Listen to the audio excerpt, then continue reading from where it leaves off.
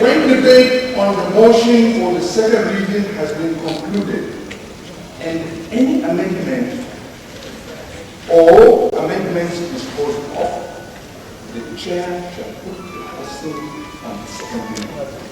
That this bill is now read the second time. On this question being agreed to, the clerk shall read the long Honorable Sada Soli. Is it one? Yes. Okay. Yes. So I am now going to put the question. Question of 207208, session report on the Committee on Inter-Parliamentary. Honorable Sada Soli, the report is ready for presentation. Please proceed. Honorable Speaker, honorable members, I am Sada Soli, Jibia, representing Jibia and Federal Constituency from Katsina State. I move that this House will receive the 2007-2008 session report of the House Committee on Inter-Parliamentary Relations. I so move. It reads, a bill for an act providing for the establishment of the Cyber Security and Information Protection Agency, charged with the responsibility to care computer systems and networks and liaison with the relevant law enforcement agencies for the enforcement of the cyber crimes. So it's just clear, we are trying to institutionalize an institution that coordinates all these crimes. Mr. Speaker, the menace that hackers cause to mobile phones, computer systems of industries, banks, it's a serious issue that this House should look at. And one important aspect of this bill is, look at Costa Rica. Costa Rica used to depend on banana in those days. But when they realized that bananas would not take them anywhere, they embraced ICT. Costa Rica today is the third biggest outsourcing destiny because they managed to institutionalize these kinds of agencies. Costa Rica today in the world, and it has about 15% of the GDP comes from it. They make about $50 billion in ICT because they manage to institutionalize these kind of agencies. So yes, there are existence of some of these departments here and there in the national assembly, like departments that this kind of financial crime. But we are trying to say that that's how an institutionalized agency that Okay. Thank you. the greatness of a nation and its moral progress can be measured by the way animals are treated. Mr. Speaker, this piece of legislation is the first legislation that will guarantee protection for animals in this country. Mr. Speaker, for any reason, one could recall of a journey from Kaduna to Abuja. Maybe one could have experienced how donkeys or cows or goats are transported in a very dehumanized manner. They are tied in a very uncomfortable position. I think that is not a reflection of a good society to do that. Mr. Speaker, we know the provisions in the scriptures, both in the Bible and in the Quran, about the treatment of animals. It's clearly stated animals must be treated in the most nicest, in the most calmest, and in the most beautiful manner you should treat your child. That's the scriptures, and now we know we are all followers of one scripture or the other. Mr. Speaker,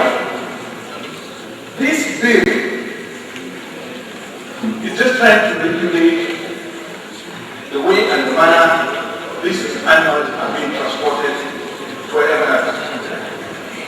We know it was a very serious problem in the Western world where the animal rights activists were fighting the farmers the way cattle are being moved from one place to the other, even where they provide the best means of transportation.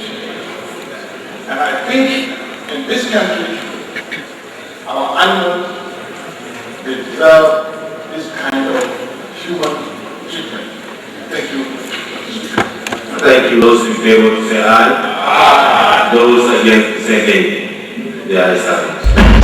Because this supplementary bill is about Nigerians. What is wrong in the president presenting a supplementary bill to settle the bills of local contractors? That is what is in that supplementary bill. There is a section where allocation has been made in order to settle the debt that is owed to the local contractors, and they will lubricate the economy of this country. Mr. Speaker, one another key area of this supplementary bill is to pay the salaries and pension of staff of the national shipping line company. And we know the history for over 15 or 20 years. They have been standing there, and the armed forces also. So I think it's quite reasonable. Also, this supplementary bill is showing the commitment of this government in trying to address the issue of power by bringing for approval of their court tax, which has been agreed by all the states that every part of this country should contribute in addressing the share and addressing the issue of power. And the federal government, the executive, is holding their own share for approval. And I think that is reasonable. I think, Mr. Speaker, we also have a commitment internationally. We have a commitment to international organizations that we are active members. We have not paid our dues, and we are there as observers. We cannot contribute and we cannot enjoy any privilege. And I think the government did it necessary that they should forward this for approval so that we can get out of this disgrace in our attendance in some international forums that we are very active members, but we are now standing as observers. And I think this should drive the support of all. Honorable Sada Soli. Mr. Speaker, You have 3 minutes. the United States, Nigeria, they are very, very good and wonderful friends. Extraordinary to stand. Mr. Speaker, the truly awkward issue in this matter is leaders do not take decisions when they are angry. The United States today is a leader on global issues. Leaders do not take decisions when they are angry. Unfortunately, the United States took a decision on Nigeria when they are angry. It's untrue. Mr. Speaker, President Obama himself said from the review of the U.S. intelligence he ordered after the incident, he said the failure of American intelligence to prevent a non-terrorist from boarding a plane to America was essentially a failure of information management. He continued to say, the U.S. government had the information scattered throughout the system to potentially uncover this plot and disrupt the attack, rather a failure to collect and share intelligence. Concluded, he said this was a failure to contact, to connect and understand intelligence. Mr. Speaker, honorable members, having taken a decision to put Nigeria, a friendly country, a country that is well known, not to associate itself with any terror activity in the history of this world. Because U.S. is a friend to Nigeria, U.S. is 140 million Nigerians by putting this country, this innocent country, on US Canada watch list, which include countries that are recognized to sponsor terrorism, countries like Iraq, countries like Somalia, countries like Afghanistan, which every one of us here know that these are theaters of war. I think something has to be done by this government to look at this issue positively. Thank you. Why are you asking? Because there's a preponderance of appearance of the word act in this document. Where are they? All over. If I show you one. Isn't the first? It's there. Clause 1. You see it, right? Clause 3 is there. It's all. We do. No, we do. No, we don't. Yes. No, this is a law. This is a law. We do. Chairman, we need to understand the current of the Nigerian society. Should we want this law to be accepted, it must respect the position of some segment of the society. This dividing widow means a woman whose husband is deceased and includes a woman who cohabited with a man for not less than 5 years. This is not acceptable to Islam. This is not acceptable to Islam, and to my knowledge, it's not acceptable to Christianity. According by Nigeria. When we talk about the increase of membership of the Commission, the tenure and some of the functions in the new electoral body, Mr. Speaker, this bill I support it because it is to an extent gender sensitive. Both the chairman, his or her deputy, cannot be of the same gender. This is good thinking. This is progressive. This is contemporary. It is in line with international sentiments on gender equity and increasing the number of women in appointed or political office.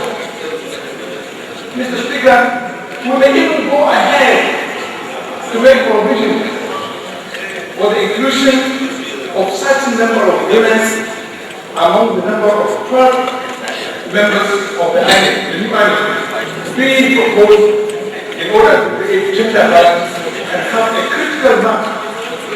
I know, silence. We need professionals, administratively sound people, honest, intellectually sound, and people that will be fair and objective to this commission.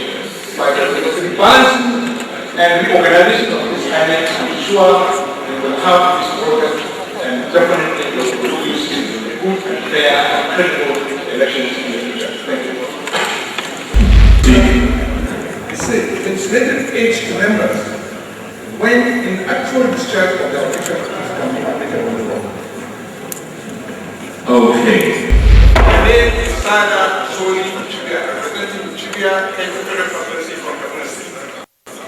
Mr. Speaker, this amendment in the first place will negate the principles of presidential democracy where it emphasizes checks and balances.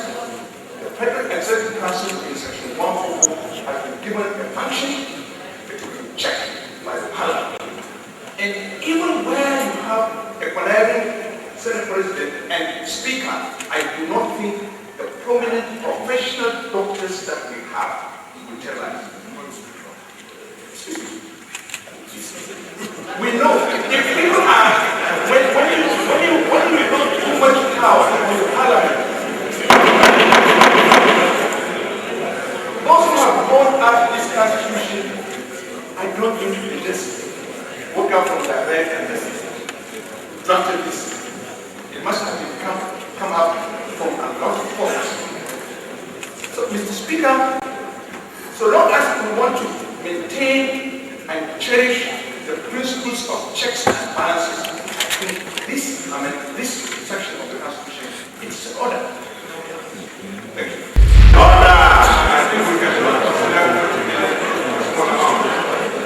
that's about $50,000. And I have seen the contract of the law in the U.S. of they have right advertised and right the amount of the contracts that are on the screen for.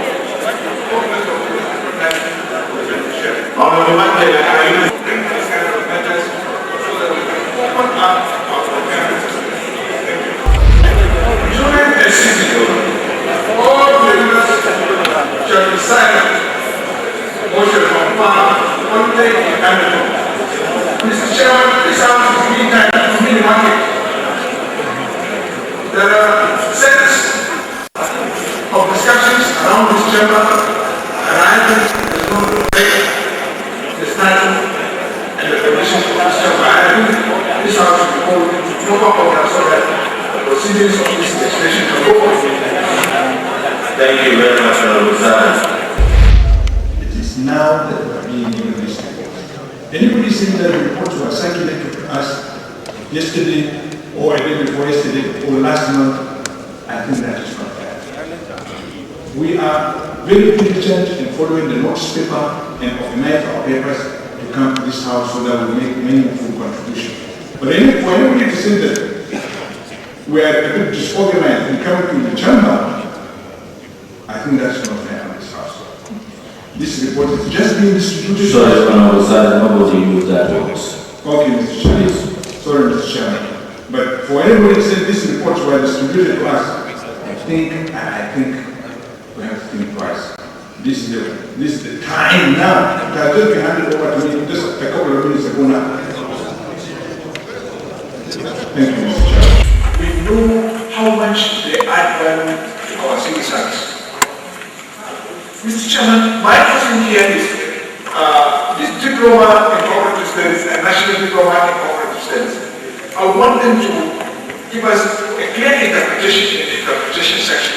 What is the meaning of diploma and then national diploma? When we go to the No, it's not okay. Method of academic staff for federal universities. Yes, I'm saying that in all, if you take the law, it's here. Sada Soli. For civil servant manifesting an act of insubordination. It does not help the service, it does not improve it by any circumstance. Yes, this woman, the woman or the other, wrong has been done to her. Yes, but that is the service. But for her to reject, to adhere to a directive that she should report to a place, that she has to choose where to work, the service is not working like that. Mr. Speaker, Mr. Chair, am I protected, Mr. Chairman? By all means, you just carry on. Thank you. Carry on, Honorable Sada Soli. This woman, it's clear that she was posted to a place and she refused to report. And then she was posted to a place, she said there is no internal audit there.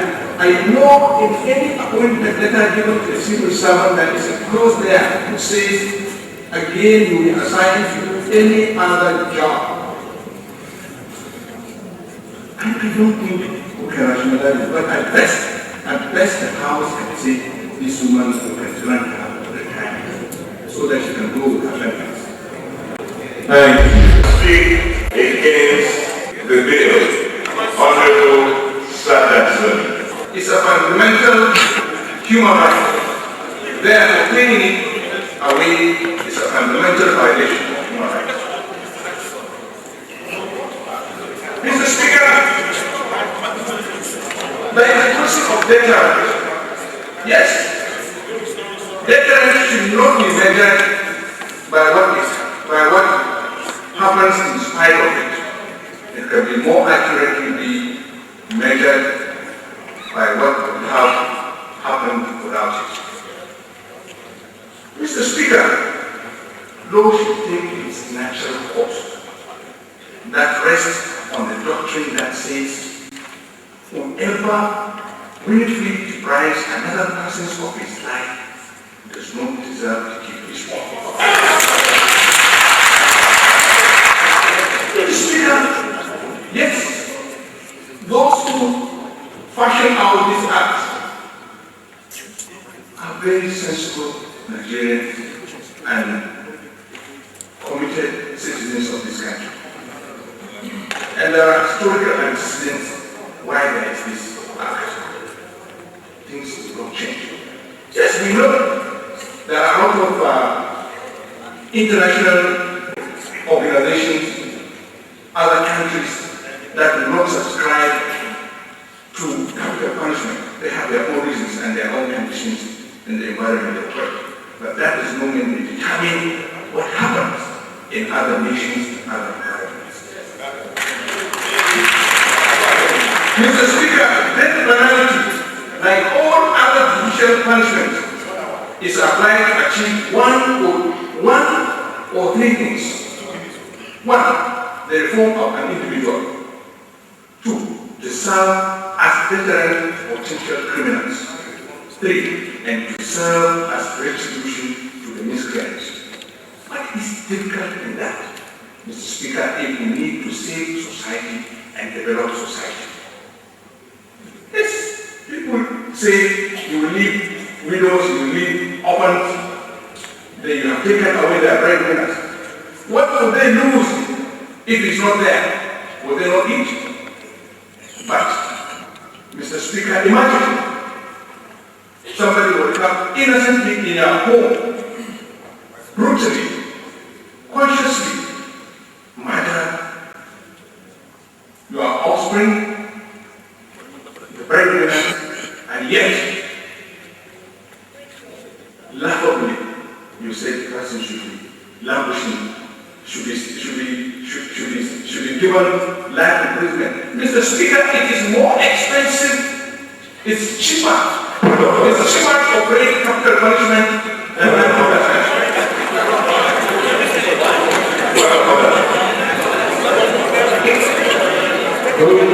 Honorable O'Brien is raising a point of order. Which order, please? The order of Speaker 2 minutes. Mr. Speaker, Honorable Sada Soli, 30 seconds. Finally, Mr. Speaker, why forgiveness is better, common sense vengeance cannot be totally unjustifiable. Thank you. I want to go to the principles of this request. Mr. Speaker, it's very sad for this country. This country is 50 years old, yet we have to borrow money to provide water for our people. It's very sad. We need to go to multilateral to borrow money to provide water to our people. Mr. Speaker, when you borrow money and you apply that money to a specific thing, you have to identify how you can repay back. How can you repay back money that you apply to capacity? When do you get the money to pay back that money? So we will remain in these shackles. And then we go down. After the day when we don't have a drop of oil. And then our population is going. And we forget the future of this country because of this recklessness. Mr. Speaker, the responsibility and the challenges is on this Parliament. This country will not forgive this Parliament if we allow this kind of incidents to go without scrutinizing how these things will benefit this country. Mr. Speaker, how many jobs will these loans create in this country? How many jobs can they create? Look at them critically. So what is the benefit to the downfall? Thank you. Speaking sandwiched by French-speaking countries. And if you go around the West African region, you hardly find something like this. It will help to integrate our relationship and strengthen our cooperation in West Africa and Africa at large. And most importantly, this institute will create a forum whereby it will help to professionalize our interpreters and translators, which at the moment they are not professionals, they are not recognized. So it will institutionalize them, it will bring them to the limelight, and they will not only create jobs in Nigeria, but it will help them to sell themselves to the world, because these people are inadequate world over. You go to United Nations and many other international conferences, these kind of professionals are where assist and help this kind of thing. So it is a very important thing, and I hope members will give it all the support so that we can see it through. Thank you.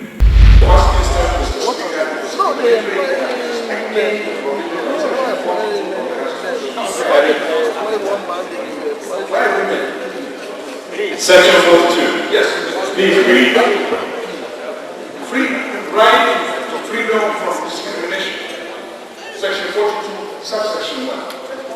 A citizen of Nigeria of a particular community, ethnic group, place of origin, sex, when born, is defined restricting women. There are other young boys in this institution that are all exploited as well. Exactly. This bill must be seen to protect all gender.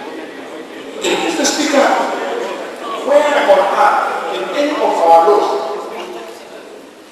allows prostitution? Where in any of our laws allows prostitution? And how can you determine what is corporate? And how can you determine what is corporate?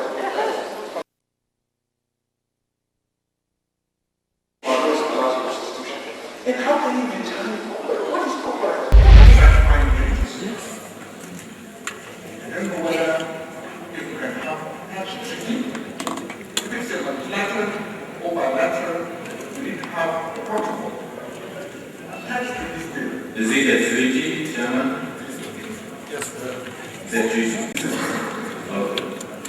Mr. Chairman, if it's a treaty, we want to know if the treaty was brought in this form, or is the committee that drafted this?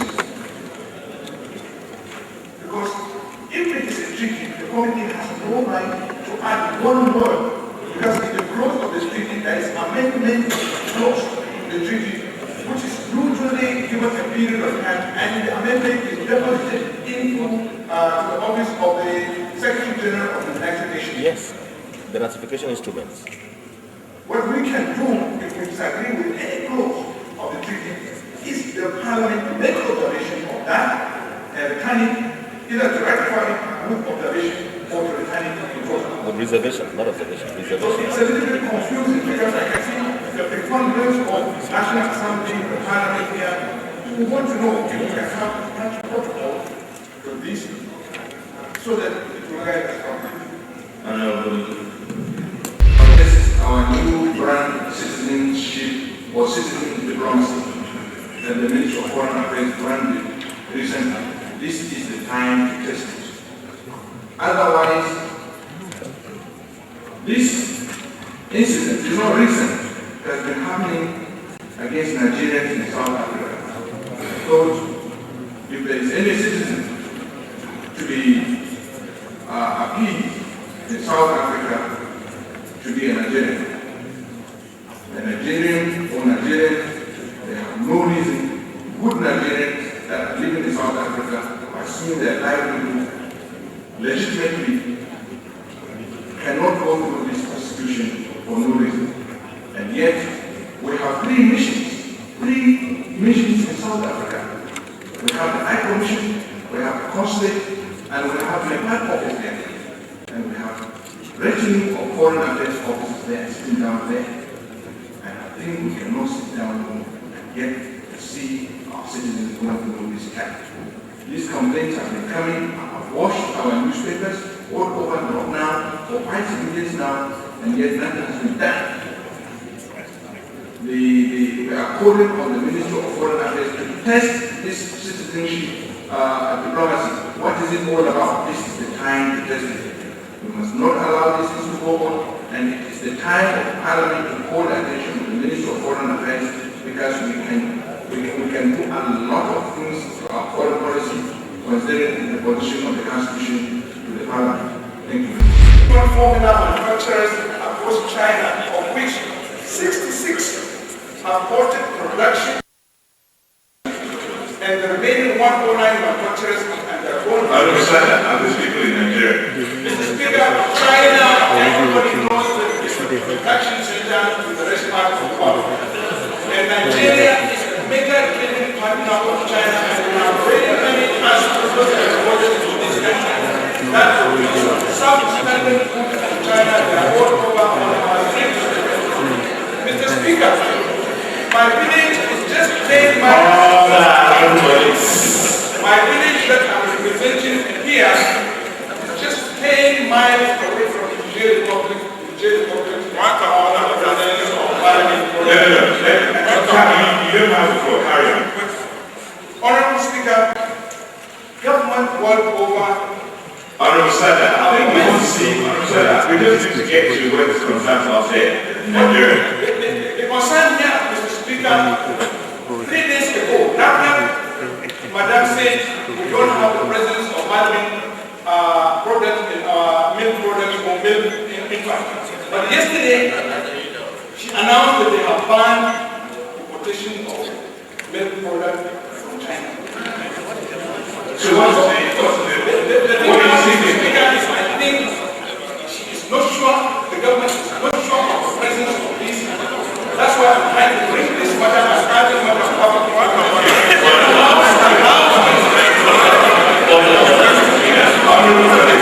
Mr. Speaker,